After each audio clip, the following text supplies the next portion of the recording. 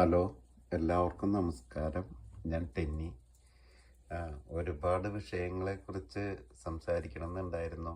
അപ്പോൾ അതുകൊണ്ട് ആദ്യമായിട്ട് എന്തായാലും US നിന്നുള്ള ഇതിനെക്കുറിച്ച് പലരും പല സ്റ്റൈലിനകത്തുള്ളത്, ഈവൻ ജസ്റ്റിസ് കമാൽ പാഷയുടെ മുതൽ വീഡിയോസ് ഞാൻ കണ്ടു. അപ്പോൾ അതേക്കുറിച്ചൊരു ചെറിയ ഒരു ഇൻഫർമേഷൻ, ചെറിയ ഒരു ഇത് തരണമെന്ന് തോന്നി. ഒന്ന്, ഞാൻ US സിറ്റിസണാണ്. ഇവിടെ ലീഗലായിട്ട് വന്നിരിക്കുന്ന, ഇത്രയും കാലം കൊണ്ട് ഇവിടെ എത്തിച്ചേർന്നിരിക്കുന്ന ആർക്കും ഈ വക ട്രംപിൻ്റെ നിയമങ്ങളോട് യാതൊരു വിരോധവുമില്ല.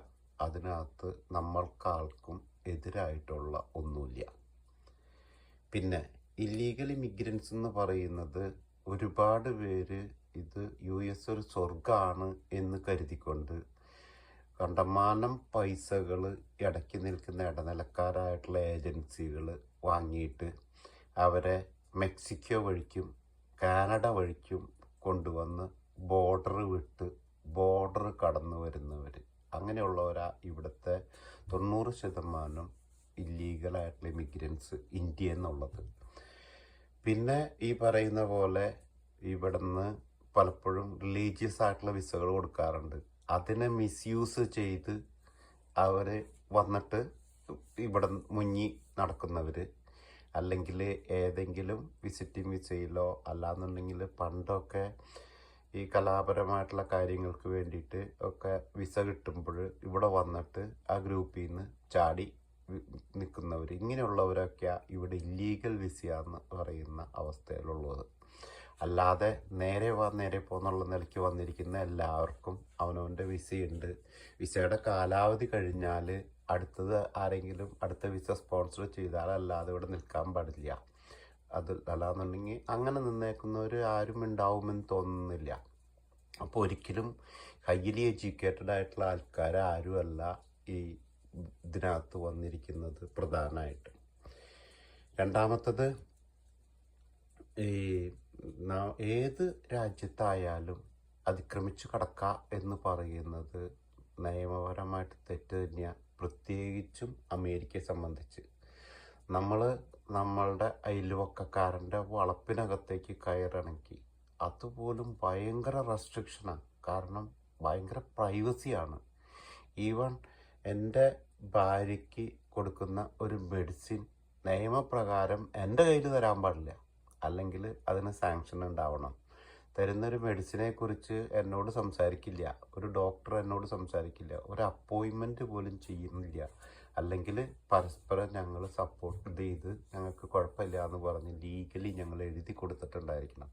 അത്ര അധികം പ്രൈവസി കീപ്പ് ചെയ്യുന്ന ഒരു രാജ്യത്താണ് പുറമേ നിന്ന് ഒരാൾ കയറി വരുമ്പോൾ അത് ഭയങ്കര ഇല്ലീഗൽ തന്നെയാണ്.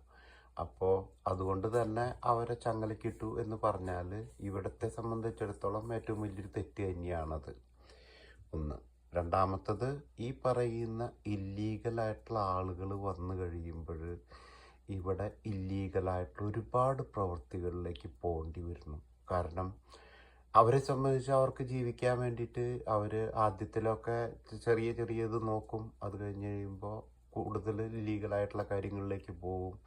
അങ്ങനത്തെ ഒരുപാട് ഇഷ്യൂസ് വരുന്നുണ്ട്, പ്രത്യേകിച്ചും ഡ്രഗിനോടനുബന്ധിച്ചുള്ള ഇത്. അപ്പോൾ ഇങ്ങനെയൊക്കെ ഉള്ളത് കൊണ്ടാണ് ഇവിടം ക്ലീൻ ചെയ്യാനായിട്ട് അയാൾ ശ്രമിക്കുന്നത്. അതിനെ കുറ്റം പറയാൻ പറ്റില്ല. തിരിച്ചയക്കുന്നതിനെ മോദി നല്ല രീതിയിൽ ആക്സെപ്റ്റ് ചെയ്തു. അതായത് ഇന്ത്യക്കാരനാണ് ഇവിടെ ഇത് ചെയ്യുന്നുണ്ടെങ്കിൽ ഞങ്ങളുടെ നാട്ടുകാരനെ ഞങ്ങൾ തിരിച്ച് സ്വീകരിച്ചോളാം എന്ന് പറഞ്ഞ് നല്ല രീതിയിൽ അത് ആക്സെപ്റ്റ് ചെയ്തു എന്നുള്ളതാണ്. അത് മോദിനെ അതിനകത്ത് കുറ്റം പറയാനൊന്നുമില്ല എന്നുള്ളതാണ് പ്രധാനമായിട്ടുള്ള കാര്യം. പിന്നെ ജസ്റ്റിസ് കമാൽ പാഷയൊക്കെ പറയുമ്പോൾ അതിനകത്തൊക്കെ കേട്ട് കഴിഞ്ഞാൽ തോന്നും, ഇപ്പോൾ ഇവിടെ പഠിക്കാൻ വന്ന വിസക്കാരന് വരെ ബുദ്ധിമുട്ട്. ഒന്നുമില്ല, പഠിക്കാൻ വരുന്ന വിസക്കാരന് അനുവദിച്ചിരിക്കുന്ന സമയം പുറത്ത് ജോലി ചെയ്യാം. അങ്ങനെയുള്ള ആരെയും പിടിച്ച് വിട്ടേക്കണതായിട്ട് നമ്മളുടെ അറിവിനകത്തൊന്നുമില്ല. അങ്ങനെയുള്ളത് സാധാരണഗതിയിൽ. പിന്നെ അമേരിക്കയ്ക്ക് പകരം കാനഡയിലൊക്കെ പറഞ്ഞു വിട്ടേക്കണം എന്ന് പറഞ്ഞാൽ കാനഡയൊക്കെ പഠിക്കാനെന്നും പറഞ്ഞ് എല്ലാത്തരം ആളുകളെയും കയറ്റി വിട്ടേക്കാണ്. അവരാരും പഠിക്കാൻ വേണ്ടി വന്നതല്ല. ഒരു സെറ്റപ്പിനകത്തൊരു സ്ഥലം ഉണ്ടാവും അവർക്ക്, അവരുടെ ഒരു വിദ്യാഭ്യാസ സ്ഥാപനം എന്നുള്ളത്. അത് കാശ് മേടിക്കുക, ഏജൻസികളുടെ കള്ളത്തരാണ് മനുഷ്യക്കടത്ത് എന്ന് പറയുന്ന സ്റ്റൈല് തന്നെയാണ്. അത്രയ്ക്കുള്ളൊരു സ്റ്റൈലിനകത്ത് ഉള്ള ഒരു വിദ്യാഭ്യാസത്തിൻ്റെ പേരിൽ ഡയറക്റ്റായിട്ട് ഇവിടെ വന്നേക്കുന്ന ആരും തന്നെ അങ്ങനെ ഒരു മനുഷ്യക്കടത്തിൻ്റെ പേരിൽ അമേരിക്കയിൽ എത്തിച്ചേർന്നവരില്ല. പിന്നെ ഇവിടുത്തെ വിസയെ സംബന്ധിച്ചിടത്തോളം അതിൻ്റേതായിട്ടുള്ള റെസ്ട്രിക്ഷൻസും അതിൻ്റേതായിട്ടുള്ള പ്രൊസീജിയേഴ്സും ഒക്കെ ഉണ്ട്. അപ്പോൾ കിട്ടാൻ ചിലപ്പോൾ ബുദ്ധിമുട്ട് വരും. നമ്മൾ സ്കൂളിൽ പഠിക്കാനായിട്ട് വന്നിട്ടായാലും നമ്മൾക്ക് നിലനിൽക്കാനായിട്ട് ചിലപ്പോൾ പ്രായോഗികമായിട്ട് ബുദ്ധിമുട്ടുണ്ടാവാം. അങ്ങനത്തെ ഇഷ്യൂസൊക്കെ ഉണ്ട്. പ്രത്യേകിച്ചും ട്രംപിൻ്റെ അഡ്മിനിസ്ട്രേഷൻ പരമാവധി വിദേശികളെ കുറയ്ക്കുക എന്ന് പറയുമ്പോൾ അതിൻ്റേതായിട്ടുള്ള പോരായ്മകളുണ്ട്. എങ്കിലും ഇത് ഏറ്റവും അത്യാവശ്യമുള്ളൊരു കാര്യമാണ്. പല കാര്യങ്ങളും ട്രംപ് ചെയ്യുന്നതിനെ അനുകൂലിക്കേണ്ടി വരും. പ്രത്യേകിച്ച് കേരളത്തിലൊക്കെ ഒന്ന് ആലോചിച്ച് നോക്കിയേ, നമ്മളുടെ മൊത്തം വരുമാനം എവിടേക്കാ പോണത്? എല്ലാ വർഷവും ഇങ്ങനെ കടം കയറി മുടിയുന്ന കേരളമായിട്ട് ഈ കയറുന്ന കടം മുഴുവൻ കേരളത്തിലെ ഓരോ ജനതയുടെയും പുറത്തേക്കല്ലേ? നമ്മളുടെ ടാക്സും നമ്മളുടെ ഇതും അല്ലേ ഈ തിന്ന് മുടിക്കുന്നത്? ഇതുപോലെ ഒരു അഡ്മിനിസ്ട്രേഷൻ, അതായത് എവിടെയൊക്കെയാണോ പണം അനാവശ്യമായിട്ട് ചെലവാക്കപ്പെടുന്നത് എന്ന് കണ്ടെത്തിയിട്ട് അതിനെ ഒന്ന് നിർത്താനായിട്ട് അടുത്ത് വരുന്ന ഒരു ഗവൺമെൻറ്റിനെങ്കിലും തയ്യാറാവാൻ പറ്റുമോ? അതിൻ്റെ തുടക്കം തന്നെ വേണമെങ്കിൽ എന്തിനാ ഈ 20 മന്ത്രിമാരും അതുപോലെ തന്നെ ഒരു ഏകദേശം 150ഓളം കോർപ്പറേഷനുകളും അതിനൊക്കെ സാരഥികളും? ഒരുപാട് കാര്യങ്ങൾ നമുക്ക് റെഡ്യൂസ് ചെയ്യാൻ പറ്റും. ഇന്ന് കിട്ടുന്ന കേരളത്തിന് കിട്ടുന്ന വരുമാനം കൊണ്ട് ഇന്നത്തേക്കാളൊക്കെ വളരെ അന്തസ്സായിട്ട് കേരളത്തെ കൊണ്ടുപോകാനായിട്ട് കഴിയും. പക്ഷേ കേരളത്തിനെ സംബന്ധിച്ചിടത്തോളം ഏത് പാർട്ടി ആയാലും നമുക്ക് അവിടെ ഒരു വികസനം, ഇപ്പം ഏറ്റവും സിമ്പിളായിട്ട് നമ്മൾ നമ്മുടെ പഞ്ചായത്തിൽ വരെ എടുത്ത് നോക്കിക്കോ. അവിടെ ഒരു പൈപ്പ് ഇതിൻ്റെ പരിപാടി വരുന്നുണ്ടെങ്കിൽ അത് ഏറ്റെടുത്ത് നടത്തി ചെയ്യിക്കുന്നതിന് പ്രധാനപ്പെട്ട കാരണം അതിൽ നിന്ന് കാശ് പോക്കറ്റിലാക്കാമെന്നുള്ളതാണ്. രാഷ്ട്രീയക്കാർ മുഴുവൻ അവർക്ക് കൈക്കൂലി വേണം, അവർ നല്ലൊരു സംഖ്യ അതിൽ നിന്ന് താങ്ങും. എടുക്കുന്ന കോൺട്രാക്ടർക്ക് പിന്നെ ബാക്കിയുള്ള കാശിൽ നിന്ന് വേണം അവന് ലാഭം ഉണ്ടാക്കാനായിട്ട്. അവനവിടെ ഏറ്റവും ക്വാളിറ്റി കുറഞ്ഞ മെറ്റീരിയലും ഏറ്റവും ക്വാളിറ്റി കുറഞ്ഞ സ്റ്റൈലിലും അവനത് ചെയ്യും. അവസാനം സാധനം ഉദ്ഘാടനം ചെയ്യുമ്പോൾ എൻ്റെ മേലൂർ നാട്ടിലുണ്ടായതാ ഒരു ശുദ്ധജല വിതരണത്തിന് വേണ്ടിയിട്ട് ഒരു ഇത് ഇട്ട് വളരെയധികം കോടികൾ മുടക്കി ഒരു പരിപാടി തുടങ്ങി. സ്റ്റാർട്ട് ചെയ്ത ആദ്യത്തെ ദിവസം തന്നെ പൈപ്പ് അവിടെ ഇവിടെയൊക്കെ ഇട്ട് പൊട്ടി. ആ പരിപാടി മുടങ്ങി എന്ന് മാത്രമല്ല, പിന്നെ അത് റീസ്റ്റാർട്ട് ചെയ്തിട്ടില്ല. അപ്പോൾ ഇങ്ങനെയുള്ള സാഹചര്യത്തിൽ നമ്മളുടെ പൈസകൾ എവിടെയാണോ അനാവശ്യമായിട്ട് പോയിരിക്കുന്നത് എന്ന് കണ്ടെത്തിയിട്ട് അനാവശ്യമായിട്ടുള്ള തസ്തികകളെ ഒഴിവാക്കുകയും അധികമായിട്ടുള്ള വേതനം മനുഷ്യൻ്റെ നികുതി പണം പറ്റുന്നതിനെ നിർത്താനായിട്ടുള്ള സംവിധാനം ഇയാൾ ചെയ്യുകയൊക്കെ ചെയ്യണത് ലോകം മുഴുവൻ കണ്ടുപിടിക്കേണ്ട കാര്യങ്ങളാണ്.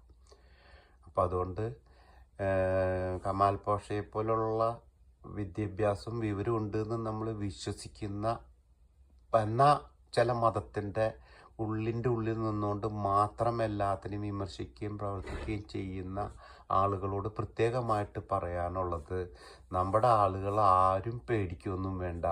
ലീഗലായിട്ട് നല്ല രീതിയിൽ പ്രവർത്തിക്കുന്നവർക്ക്, നല്ല രീതിയിൽ വരുന്നവർക്കൊക്കെ അതിൻ്റേതായിട്ടുള്ള മുഴുവൻ അന്തസ്സും തന്നിട്ട് തന്നെയാണ് ഇവിടെ ജീവിക്കുന്നത്.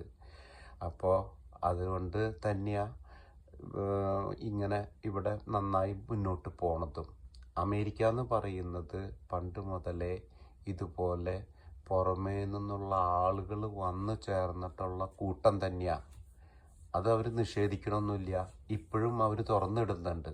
പക്ഷെ ഇല്ലീഗലായിട്ടുള്ള ആളുകളെ ആക്സെപ്റ്റ് ചെയ്യാനായിട്ട് പ്രത്യേകിച്ച് വന്നിട്ട് ഇവിടെ മതവും അതുപോലെ തന്നെ അതിൻ്റെ തലയ്ക്കകത്തേക്ക് അങ്ങ് കയറിപ്പോയിട്ട് എന്തൊക്കെയാണ് കാണിച്ചു കൂട്ടേണ്ടതെന്ന് ഒന്ന് ആലോചിച്ച് നോക്കി, നമ്മൾ മരിച്ചു പോയാൽ നമ്മുടെ ഈ ശരീരം മുഴുവൻ ഇല്ലാതെയായി. പിന്നെ അതിൻ്റെ ഉള്ളിലിരിക്കണ ഒരു ആത്മാവോ എന്തോ ഒരു സാധനമാണ് ഈ സ്വർഗത്തിൽ പോവും, അത് പോവും, ഇത് പോവും എന്ന് പറയണത്. അങ്ങനെ ചെല്ലണം, സ്വർഗത്തിൽ ചെല്ലണം, നമുക്ക് വേണ്ടിയിട്ട് ഹൂറികൾ അവിടെ കാത്തിരിക്കണമെന്ന് പറഞ്ഞ് സ്വർഗം പോകാൻ നടക്കുന്ന ഈ നരാധമന്മാരായിട്ടുള്ള ആളുകളെ കുറിച്ച് നമുക്ക് എന്താ പറയുക? പിന്നെ ദൈവം എന്ന് പറയുന്നത് നമ്മൾ ഉണ്ടാക്കി കൊടുത്താൽ മാത്രം ഉണ്ടാകാവുന്നതാണോ ദൈവം?